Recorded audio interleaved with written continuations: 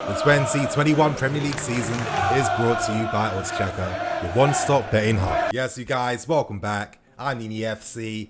This is Brozovic CV, and today's News Daily video is brought to you by Oddschecker. Now, if you guys don't know already, the Oddschecker app is your one-stop betting hub, and that's for a very good reason.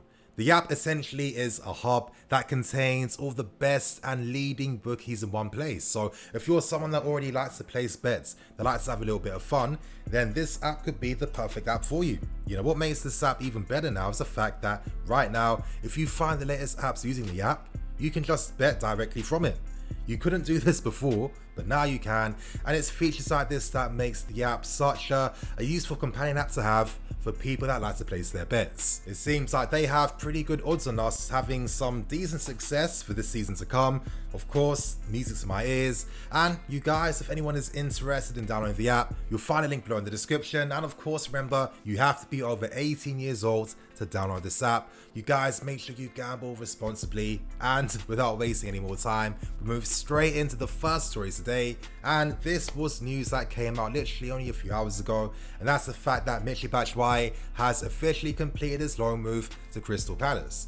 Now, we know that for Mitchie to complete this loan move in the first place, he did have to agree upon signing a new one-year contract extension with this club, because at this point in time, we understand that our club likes to make money, has a business model and plan centered around collecting the loan fees for players they own. Now, of course, ideally we prefer to sell these players if we can, but in the case of Batshuayi, I really feel like the moment we kind of priced out Dortmund from completing his signing and signing him on a permanent, it meant that we were never, ever going to command a fee anywhere near close to that original 60 million valuation. You know, sometimes when you're a bit too greedy and, you know, a bit too short-term at times, it means that you can set yourself up for future failure. I think we can definitely take an L in this Mitchie deal because, of course, you guys, for me, we should have sold this guy for big money a few years back. He shouldn't still be here, and I think it's testament to how maybe, I don't know, maybe a bit obtuse we can be when it comes to negotiating. We have to understand sometimes that you just can't always make a profit or get the best deal out of every asset and player you own. It just does not work like that. And I guess with Mitchie only signing a one-year extension, it's not like we even gave him like 2 years or 3 years to really just show the player, okay, you do have a long-term future here and something can happen if you have a good loan spell. That won't be the case whatsoever. And Mitchie makes his return back to Crystal Palace. I personally think this is a decent move for him. Of course, he gets to stay in London.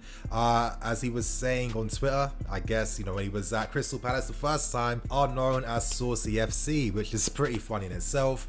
Now, we've got some more official news and confirmation. It seems like Billy Gilmore is now going to take over the previous shirt number left by Batshuayi. And earlier today on Twitter, you know, it was quite funny to see how Mitchie was interacting with Billy in regards to being like, yo, I thought you were my guy. Like, how you taking my number, bro? I literally been out the door 5 minutes and you already just like cleaning up the entire shop.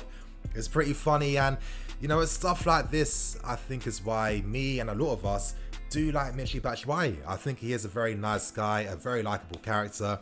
I feel like maybe if things worked in his favor a bit better, he'd be playing consistently week in, week out. But, you know, he's still quite young, only 26 years old. He still has plenty of time to get the very best career for himself. And I think he's going to have a pretty decent season at Crystal Palace. We now move on to the second and final story for today, and this centers around N'Golo Kante.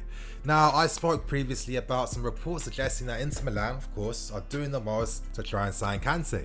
It does seem like information has come out though in regards to what those negotiations were saying in the first place. The Guardian, they broke the story and they reported that Inter Milan have offered Brozovic as part of that deal to try and sign Kante. Naturally, a club like us, we weren't accepting that whatsoever, and Inter came back again, this time offering Eriksen as if we need another cam. Like, come on, if you're really hoping to get one of our players and you want to do player swaps, give us players we can use and actually need. You've seen us in the market sign Havertz and Ziyech. Do you really think we're going to add to that? Of course not. And to be honest, you know, I'm getting a bit bored speaking about Inter Milan. You know, they're really starting to annoy me right now. What makes this even worse is that for a while now, we've been thinking, okay, when's this move with Emerson going to Inter Milan? When's that gonna happen? What is taking so long? And it seems like this may never even happen in the first place. Today, you guys, Inter Milan confirmed the official signing of Kolarov from Roma, and reports came out earlier today suggesting that we turned down a loan bid from Inter Milan to sign Emerson with the option to buy at the end of his loan spell. I mean, it's so frustrating doing business sometimes with Italian clubs. I mean, of course, they are completely entitled to do business like that, but as a fan, when you want to get these players out the door, bring the money in and reinvest that money into other areas, then you're just hoping the deal gets done quickly and smoothly. That's not to be the case, you guys, and naturally, if I'm the club, I would just ignore Inter Milan from this point on. And the main thing is now, N'Golo Kante, we keep seeing reports and stories, left, right and centre, speaking about him potentially leaving in this window. Now, I do want to clarify to you guys, the reality is right now is that the club don't want to sell Kante. Okay, well, listen, Kante has a price, but his price is ridiculous. Like, you need to come in with an unbelievable offer to tempt us to even consider selling Kante. So unless bids are over, like, at least for me, if I'm making my own personal educated guess, I'm expecting minimum 80 million bids. And yes, I understand that last season, we didn't see Kante at his consistent best, and I stress that word consistent because it's been a lot of, I've seen a lot of hyperbolic takes in regards to Kante having a bad season last year. And I'm just thinking, did you not see that Liverpool game with me? Did you not see some of the games that Kante played last season? The main issue that we couldn't see that consistent class came down to injuries and Kante. Personally, I feel that if we ever sold Kante for those reasons, it would leave me with a very sad taste in my mouth and I wouldn't feel too right about you guys, I did a massive video breaking down Kante, why we need to have some faith, why we need to have some patience, and how Kante got in this situation in the first place where, where he's even been spoken about as someone that could potentially be sold if the right offers come in the first place. I did a big video breaking down that story, you guys, and I'm going to link that in the card above. But for me, it's quite simple that all Kante needs is a bit of rest. It started with Sarri. The moment Sarri just rushed him back left, right and centre, most notably in that game against Arsenal where we beat them 4-1 in the Europa League. Imagine Kante played the full 90 minutes and you're just thinking, why? Why is he playing the full 90 minutes in a game that is effectively dead right now because we've won it? I can understand why coaches would, take that risk in using Kante. For a manager, Kante is like a get out of jail free card.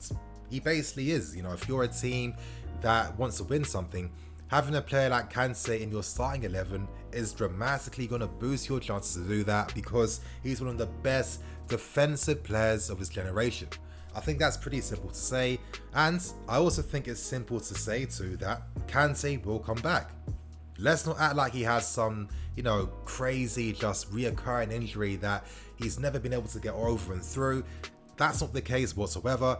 It's literally a case of Kante always consistently being rushed back when he isn't fully fit. And what happens when you do that?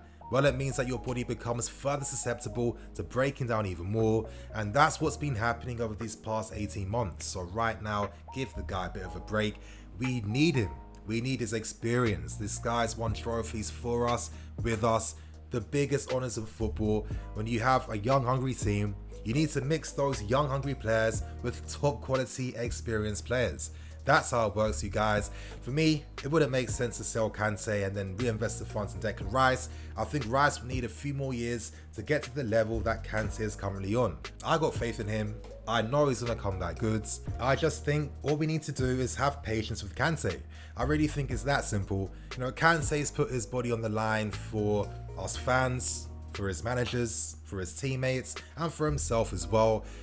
We can't just disrespect that. We have to just acknowledge that because that's a big thing to do in modern day football, but most times players won't play a single game if they know they're not fully ready. We need to have that same support that Kante had for us, return it back to him. And there you guys, that was the News Ellie video for today. There is going to be another video coming out later today as well, so make sure you guys do stay tuned for that. But on that note, I'm going to wrap things up and keep things moving. I'm the EFC, this is Blue Line CV. I'll catch you guys later with some more videos.